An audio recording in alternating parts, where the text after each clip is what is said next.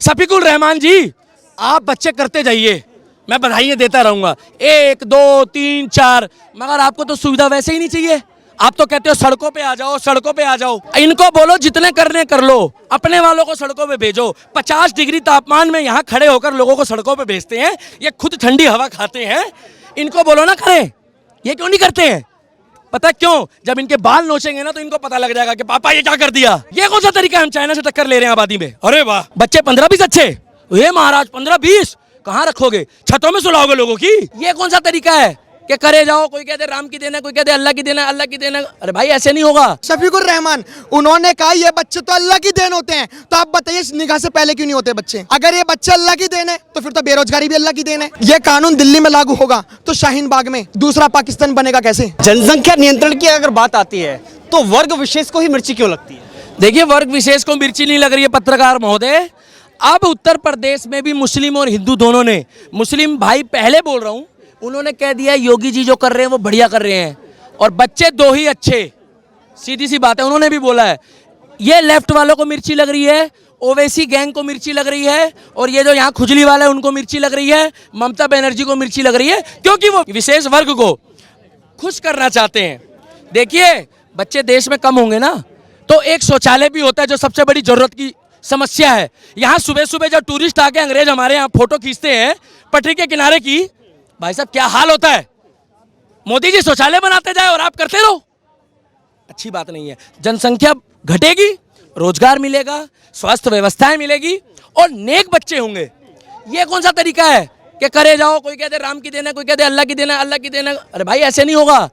राम वाले भी मान रहे हैं, और राम वाले तो भाई साहब शुरू से ही 1-2 कर रहे हैं, मगर अल्लाह की देन वाले कुछ नहीं मान रहे हैं। उत्तर प्रदेश वालों ने भी कह दिया कि भैया मानना पड़ेगा, क्योंकि कानून सबके लिए बराबर है। सड़क वही, स्वास्थ्य व्यवस्था वही, शिक्षा व्यवस्था वही, मगर भैया हमारी तो शरीयत चलेगी। शरीयत नहीं, संविधान, और संविधान के हिसाब से अगर 2 होते हैं तो 2 ही बेटर हैं। सीधी सी बात है पत्रकार महोदय। शफीकुर रहमान नहीं मान रहे हैं, वो कह रहे हैं कि अब तो खाने पीने रहने की सब व्यवस्था अल्लाह करके ऊपर से भेज रहे हैं। शफीकुल रहमान जी से विशेष आग्रह करता हूं, भाई साहब स्क्रिप्ट तो नहीं काटोगे? कैमरा तोड़ दूंगा, मुझे गुस्सा आता है आप लोगों के ऊपर, कई बार केस करोगे मेरे ऊपर। शफीकुल रहमान जी, आप बच्चे करते जाइए, मैं बधाइयाँ देता रहूंगा, 1 2 3 4, मगर आपको तो सुविधा वैसे ही नहीं चाहिए। आप तो कहते हो सड़कों पे आ जाओ, सड़कों पे आ जाओ। होंगे तभी सड़कों पे आएंगे ना। अब 2 होंगे तो दोनों पढ़ रहे होंगे, सड़कों पे कौन आएगा? इनको बोलो जितने करने कर लो, अपने वालों को सड़कों पे भेजो। 50 डिग्री तापमान में यहाँ खड़े होकर लोगों को सड़कों पे भेजते हैं, ये खुद ठंडी हवा खाते हैं। इनको बोलो ना करें, ये क्यों नहीं करते हैं? पता क्यों? जब इनके बाल नोचेंगे ना तो इनको पता लग जाएगा कि पापा ये क्या कर दिया, पापा ये क्या कर दिया। तो भैया देखो, जेन्युइन बात है, हम लोगों को आबादी में आगे नहीं बढ़ना है, हम लोगों को विकास में आगे बढ़ना है, विकासशील देशों में आगे बढ़ना है। ये कौन सा तरीका है? हम चाइना से टक्कर ले रहे हैं आबादी में। अरे वाह, सड़कों में जहां तहां देखो वहां पर बंदे घूम रहे हैं। 8 बजे के बाद ठेके की लाइन में भीड़ होती है। अभी 2 दिन रुक जाइए, भविष्यवाणी दूं, मैं ज्योतिष नहीं हूं। केजरीवाल जी भी कूदने वाले इस विषय में। जानते हो केजरीवाल को कौन है? जानते हो कौन है? अरे आप बता दीजिए भाई साहब, हमारा भी एक बनता कुछ सवाल पूछने का। बताइए कौन है? देखा ही नहीं है मेरा। केजरीवाल जो है वो दिल्ली के मुख्यमंत्री जी है, और आज गुरु पूर्णिमा है। अगर गुरु के सगे हो भाई साहब, ये वो लोग हैं जो गुरु का भी सगे नहीं है। मैं नहीं कह रहा हूं, अन्ना हजारे का नाम सुना है? आज अन्ना हजारे बेचारा रो रहा होगा वहां बैठ के अपने घर पे कि केजरीवाल का मैं गुरु हूं, मगर ये गुरु पूर्णिमा वाले दिन नहीं आया।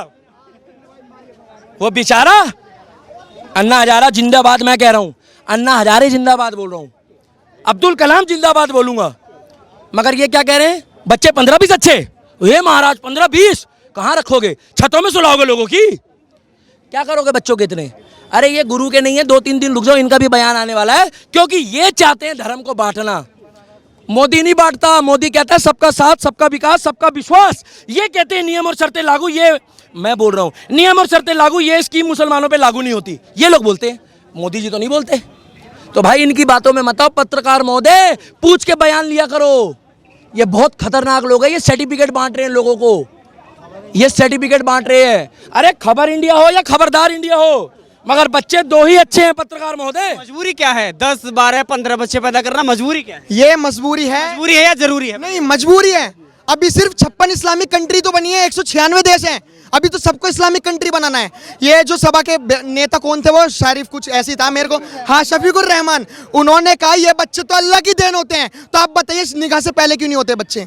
और अगर ये अल्लाह की देन, अभी इन्हीं के क्वेश्चन पर आंसर देता हूं, अगर ये बच्चे अल्लाह की देन है तो फिर तो बेरोजगारी भी अल्लाह की देन है। अब इन्होंने एक बात कही, एक बात और कही थी कि तालीम की, अगर सरकार कुछ देना चाहती है तो तालीम दे। तालीम उर्दू शब्द है, हिंदी में शिक्षा कहते हैं। तो शिक्षा तुमने ली कब? जुम्मे के बाद पत्थरबाजी तुमने करी। आज मैं बताता नहीं शिक्षा कैसे मिलती है। बेटा पत्थर इतनी ग्रेविटी से फेंको, न्यूटन के सारे लोग लगा देंगे। पत्थर इतनी ग्रेविटी से फेंको कि उसके आंख पे लगे, उसके सर पे लगे। केमिस्ट्री में 108 एलिमेंट होते हैं। पेट्रोल में कैसे बमबारी होते हैं, ऐसे बनाओ। इकोनॉमिक्स में बजट रेखा कि बेटा अगर तुम 15-15 बच्चे कर लोगे ना, तो 2 लफ्ज हाथ में, 2 चाकू ऐसे लेके, 2 जेब कतरे, 2 साइड में रोड पे खड़े हुए हैं। यही तो इकोनॉमिक्स बताती है। हाँ, अरे नहीं, मेहनत गलत।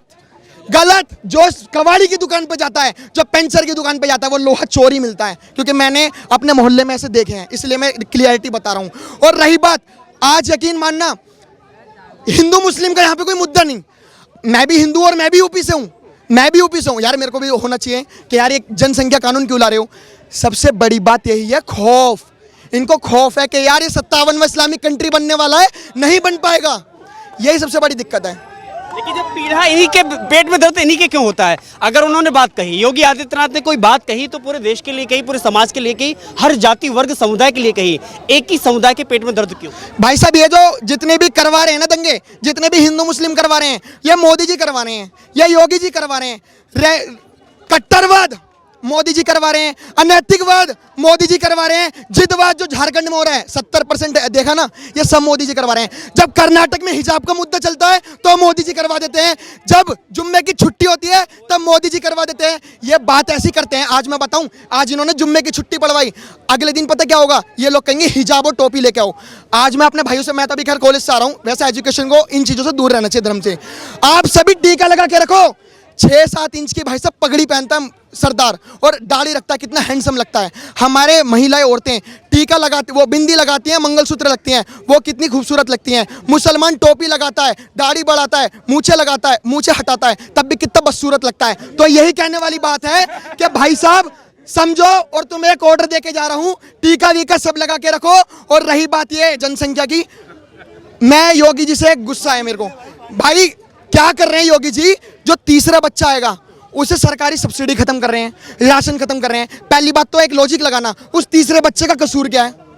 अरे अगर जेल भेजना है, अगर कुछ करना है तो उनके माँ बाप को करो ना। मुझे पता है वैसे हिंदू तो करता नहीं, अगर हिंदू भी करे तो उसे भी जेल भेजो। अगर कोई करता है, अगर मुस्लिम, दोनों माँ बापों को जेल भेजो। भाई साहब खौफ इतना होगा ना यूपी में, सबके फटके 4 और उम्र कैद की सजा दे दो। आप बताइए भाई, इनके दिमाग में इतनी गंदी मानसिकता फैली हुई है कि हर चीज योगी करवा रहा है। अरे भाई साहब, आज इन्होंने इतनी भुखमरी फैला रखी है, आज इन लोगों की वजह से इतना दंगा फसाद हो रहा है। आप एक बात बताइए, ये क्यों लोग जुड़ते हैं पीएफआई से, या क्यों लोग जुड़ते हैं आईएसआई से? हम तो नहीं जुड़ते किसी आतंकवादी संगठन से। 150 से ज्यादा इंडिया में मुस्लिम वो आतंकवादी संगठन है। अगर यकीन नहीं आता भाई गूगल कर लो। मैं तो गूगल का बाप नहीं हूं, मैं तो सीईओ हूं नहीं। यही रियलिटी है जनसंख्या पे इनकी बौखलाहट। और सबसे ज्यादा मुसलमानों से ज्यादा समाजवादी पार्टी को है, मुसलमानों से ज्यादा केजरीवाल को है, कांग्रेस को है। भाई साहब इनका वोट बैंक कहाँ जाएगा? ये ओनली ऑन वोट बैंक के पीछे हैं। आप खुद सोचिए वोट बैंक जाएगा कहाँ? अगर ये कानून दिल्ली में लागू होगा तो शाहीन बाग में दूसरा पाकिस्तान बनेगा कैसे? आप बताइए, समाजवादी पार्टी जीतेगी कैसे? ये सब राजनीति है सब। और मैं थोड़ी आपको इंफॉर्मेशन देता हूं, केस स्टडी करके आया हूं उस पे। एमपी और राजस्थान में किसकी सरकार है? कांग्रेस की। 2001 में जनसंख्या का कानून आया था भाई साहब। 2001 में पता कैसे लेके आए थे? तो ये ऐसे लेके आए थे कि भाई साहब अगर कोई भी तीसरा बच्चा करता है तो उसकी गवर्नमेंट जॉब रद्द। ये तो सभी को पता है हमारे देश में स्किल्स की कितनी कमी है, ठीक है? गवर्नमेंट जॉब रद्द करके होगा क्या? यही कांग्रेस पता राजनीति खेलते हैं। ये दिखाते तो हिंदुओं को है, हमारे सामने जब वोटों की बारी आएगी तो टीका लगा के आएंगे, पता नहीं क्या क्या करके आएंगे। यही राजनीति है, और यही इतनी गंदी राजनीति है भाई साहब। आज जनसंख्या पे बात नहीं उठी ना, 2024 को चाइना से भी ज्यादा हमारा देश पहुंच जाएगा। लेकिन अखिलेश यादव ने कह दिया है कि अराजकता या फिर विस्फोट होगा तो एक आबादी बढ़ने से नहीं, बल्कि लोकतंत्र का कहीं ना कहीं हत्या करना या फिर उसमें उसको दबाना या कुचलना, उससे अराजकता फैलती है। सर ये अराजकतावादी तो विपक्षी है ना। आप सोच के देखो, इस देश में सीए कानून आया था, सिटीजनशिप अमेंडमेंट एक्ट, उसे इन्होंने एनआरसी बोल दिया। एनआरसी बोल के जंतर मंतर है धरने के लिए, लेकिन धरना कहाँ दिया? शाहीन बाग। और लखनऊ में भी जहाँ धरना दिया जा रहा था वहाँ ये समर्थन करने पहुँच गए, लेकिन योगी सरकार ने एनआरसी वालों को मार के भगा दिया। सीए के नाम पे करो कोई बात नहीं है, एनआरसी वालों को मार के भगा दिया। यहाँ पे इन्होंने बहुत ड्रामा किया। ये हर अराजक तत्व को समर्थन करते हैं। आज कुरैशी का मकान गिराया गया, योगी बाबा बुलडोजर चढ़ा रहे हैं। ये क्या नाम, जितने भी गुंडे माफिया थे उनके दम पे इनकी सरकारें बनती थी, और अब ये गुंडे माफिया जो थोड़े बहुत बच्चे हैं वो बिलख रहे हैं, क्योंकि इनको वहाँ पे सच में ही गजवाए हिंद करना था। ये शफीकुर रहमान बर्क जैसे लोग हैं ना, जो ये लोग इस देश पे कलंक है। जो लोग कहें 10-12 बच्चे 15 बच्चे होने चाहिए, अरे मूर्ख आदमी, तो ये तो सोच ले कम से कम कि इस देश में संसाधन कितने कम बचे हैं। हमें पेट्रोल इंपोर्ट करना है, गैस इंपोर्ट करनी है, फिर महंगाई बढ़ती है। 2-4 करोड़ हम लोग बांग्लादेशी रोहिंग्याओं को पाल रहे हैं। सुप्रीम कोर्ट खुद कह रहा है तुम्हारी वो नौकरियां खा रहे हैं, हमारे वो संसाधन खा रहे हैं। तुम लोगों ने उन्हें राशन कार्ड बनवा के दे दिए, राशन वो खा रहे हैं फ्री का है। कभी उन पे बात करो ना, कभी आतंकवाद के खिलाफ बोलो ना, कभी पत्थरबाजों के खिलाफ बोलो ना, कभी मौलाना मौलवियों पे बोलो ना, नहीं बोलेंगे, क्योंकि वो उनका वोट बैंक है। ये एक पूरी कॉन्स्पिरेसी चल रही है इस देश के विरुद्ध, जिस कॉन्स्पिरेसी को प्रधानमंत्री नरेंद्र मोदी और मुख्यमंत्री योगी आदित्यनाथ ने ध्वस्त कर दिया है। योगी आदित्यनाथ जी का स्वागत है, उन्होंने पॉपुलेशन कंट्रोल पे बोला है और वो लेके भी आएंगे, उनमें दम है, वो इम्प्लीमेंट करवा देंगे।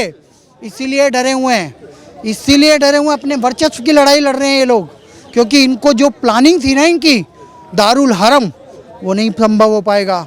गजवाए हिंद वो संभव नहीं हो पाएगा। अगर पॉपुलेशन बढ़ाएंगे तो डेमोग्राफी चेंज होगी, डेमोग्राफी चेंज होगी तो जैसे वहाँ 15-75% हुए तो इन्होंने क्या कहा, भैया हाथ बांध के खड़े होंगे, हाथ जोड़ के खड़े नहीं होंगे। प्रार्थना चेंज कर दो, जुम्मे के दिन की छुट्टी दे दो, मतलब संडे की जगह जुम्मे कर दिया। वैसे इस देश में तकिया कलाम इन्हीं का चलने लगेगा।